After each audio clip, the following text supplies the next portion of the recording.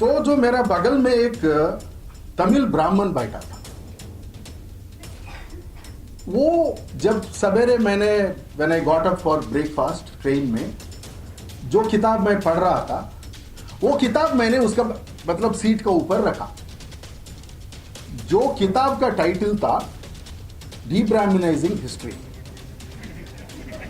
ब्रजरंजन मणि साहब का किताब है। उन्होंने वो टाइटल को देख के, वो किताब को देख के इतना हैरान हो गया, तो तुरंत मेरे से पूछा, भाई आप ऐसा कैसे कर सकते? मैंने बोला, भाई इतिहास लिखना किसी बाप का जागीरी नहीं है। जितेंद्र मीना ने इस किताब का रूप में से हमारा सामने एक बहुत एकेडमिक एजेंडा रखा है।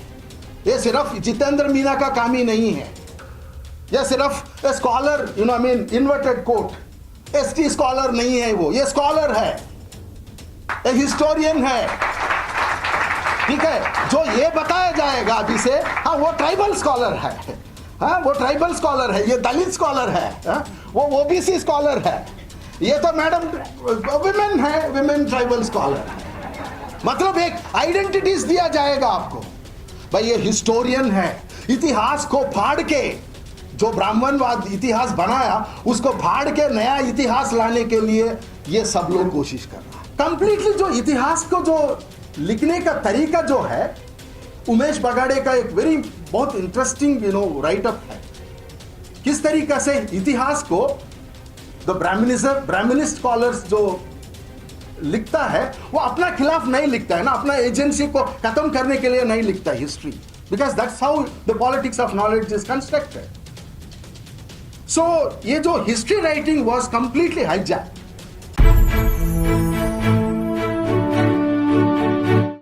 15 साल पहले जब मैं एक किताब लेके ट्रेन में बैठ के पढ़ते पढ़ते सफर कर रहा था, 15 साल का पहले, तभी भी मैं थोड़ा सा असिस्टेंट प्रोफेसर ही था, अभी सीख रहा हूं मैं भी। तो जो मेरा बगल में एक तमिल ब्राह्मण बैठा था, वो जब सवेरे मैंने when I got up for breakfast train में जो किताब मैं पढ़ रहा था, वो किताब मैंने उसका मतलब सीट का ऊपर रखा। जो किताब का टाइटल था डीब्राह्मनाइजिंग हिस्ट्री,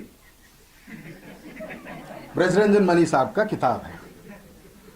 उन्होंने वो टाइटल को देख के, वो किताब को देख के इतना हैरान हो गया, तो तुरंत मेरे से पूछा, भाई आप ऐसा कैसे कर सकते? मैंने बोला, भाई इतिहास लिखना किसी बाप का जागीरी नहीं है, ये हमारा हिस्सा भी है। तो ये आज जो ये किताब निकल के बाहर आया ना, this is nothing but the product of that. And long back, मतलब this is how you need to write the history. The history is yet to be drafted or yet to be written. The entire history writing is nothing but the politics of knowledge construction. मैं उसके लिए, उसके बारे में मैं अभी 1-2 minute में आ जाऊंगा।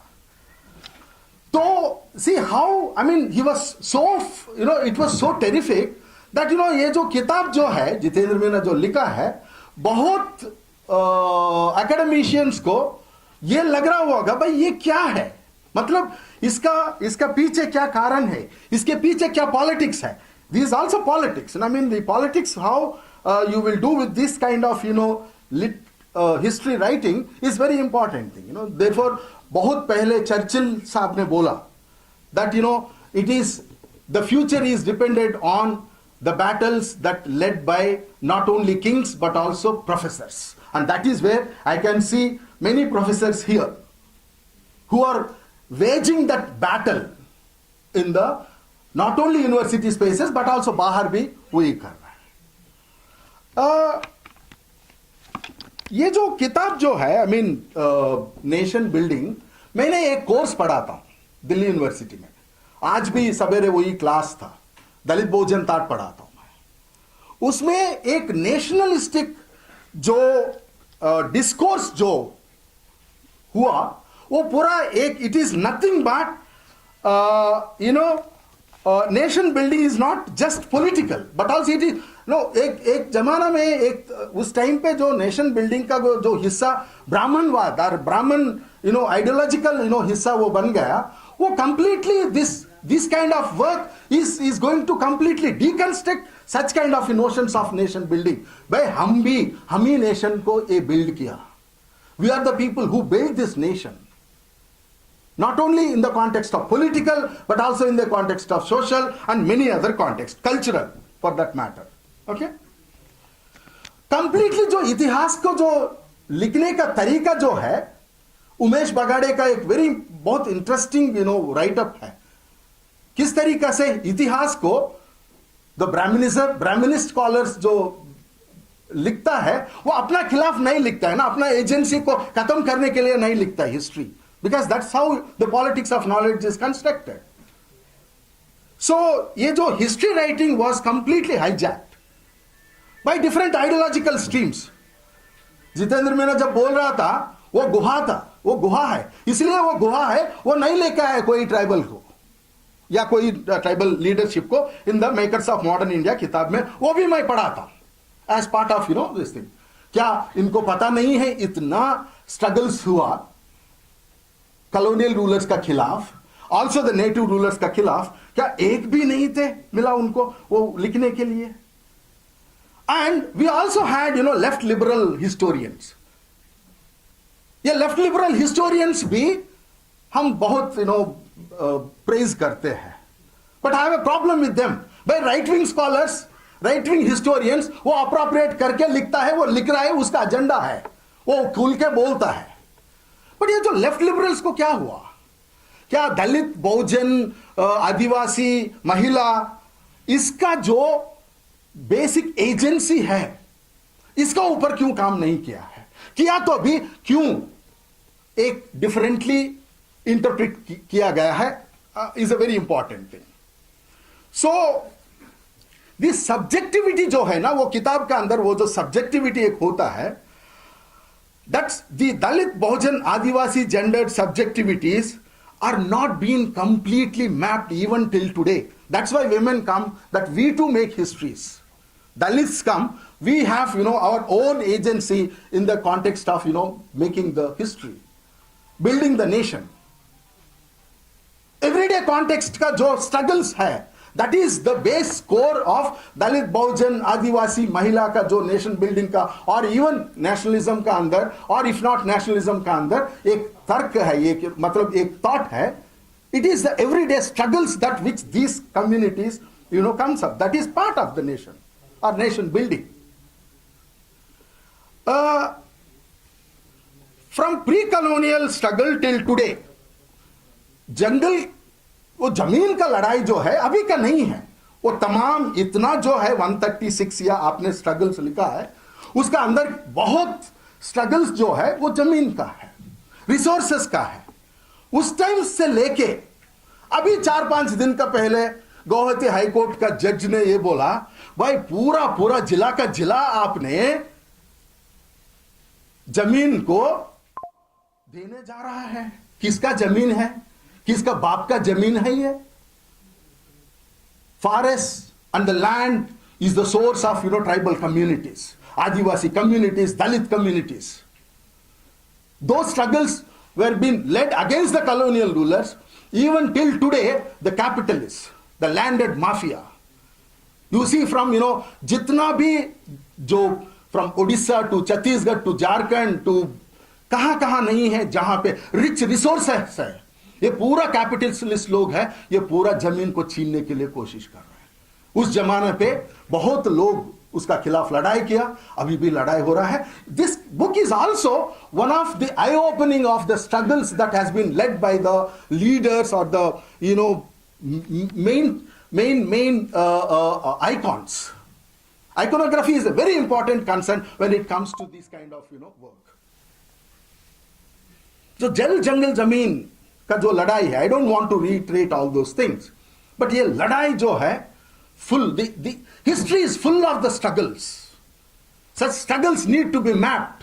Agency जो है ना, वो agency what he was trying to, it is not that just political narratives, भाई एक इतिहास ऐसा लिखा जा रहा है, एक पॉलिटिकल नैरेटिव के लिए बिल्डअप करने के लिए लिखा जा रहा है, बट ये तो सिर्फ पॉलिटिकल नैरेटिव नहीं है, सफरिंग का नैरेटिव भी है, असेशन का नैरेटिव है। वो कहां है, उस तरीके से हिस्ट्री कहां लिखा गया है, वो इंपॉर्टेंट है when it comes to building the knowledge discourse. Then ये जो क्या हम इसे सिर्फ पॉलिटिकल नैरेटिव्स के चक्कर में हम फंस जाएंगे? ऐसा फंस गया तो क्या there is a factual history, there is a factual history. आइए साहब, कैसे हो आप, बैठिए। So therefore there is a political narrative versus, I mean अब जो ये किताब जो निकल के आ रहा है, ये सारा किताब जो है ए फैक्चुअल हिस्ट्रीज है। How do we go, should we go with a political history, politically manifested history books, or should we go with a factual historical understanding and the agency which they come out? But I mean, and इसमें जो है ना वो fragmented narratives है। अभी NCERT का जो हुआ, मतलब आप इंटरेस्ट है तो जहां जहां रखना रख लीजिए, और कुछ वो फ्लो भी नहीं है, ठीक है। जो फ्रैगमेंटेड बिट्स एंड पीसेस पे लेके आके इतिहास हमारा बच्चे का मन में घुसा जा रहा है। And this the danger towards to the nation which are forefathers or whoever it may be, who has led the struggle, the entire nationalist struggle, which was not necessarily led by the Brahminical forces, but आदिवासी, दलित, पिछड़े वर्ग, जितना भी लोग का शामिल है, वो बहुत इंपॉर्टेंट है। And that is the history that which is needed at the hour, the right now at the moment. और 2-3 मिनट ले लूंगा। और the entire historical जो personalities और icons that जितेंद्र मीना निकल के लेके आया, मान के चलिए मैं तो I can say that professor मना तो लोग सोचता है ये तो बहुत ज्ञानी होता है। नहीं, हम सीखते हैं। हम उस पूरा लिस्ट में 5 लोगों का नाम ही सुना भाई मैंने, उसमें जितना भी आपने लिखा, और जो लास्ट में 136 या 139 जो स्ट्रगल्स जो है उसमें बहुत कम जानता हूं मैं। जितेंद्र मीना ने इस किताब का रूप में से हमारा सामने एक बहुत एकेडमिक एजेंडा रखा है। ये सिर्फ जितेंद्र मीना का काम ही नहीं है, यह सिर्फ a scholar inverted quote ST scholar नहीं है, वो ये स्कॉलर है, ए हिस्टोरियन है, ठीक है। जो ये बताया जाएगा अभी से, हाँ वो ट्राइबल स्कॉलर है, हाँ वो ट्राइबल स्कॉलर है, ये दलित स्कॉलर है, वो ओबीसी स्कॉलर है, ये तो मैडम विमेन है, विमेन ट्राइबल स्कॉलर है। मतलब एक आइडेंटिटीज दिया जाएगा आपको, भाई ये हिस्टोरियन है। इतिहास को फाड़ के जो ब्राह्मणवाद इतिहास बनाया, उसको फाड़ के नया इतिहास लाने के लिए ये सब लोग कोशिश कर रहा है। इस किताब उस सिलसिले में एक इंपॉर्टेंट है। रिटर्न सोर्सेस, भाई रिटर्न सोर्सेस मतलब क्या है?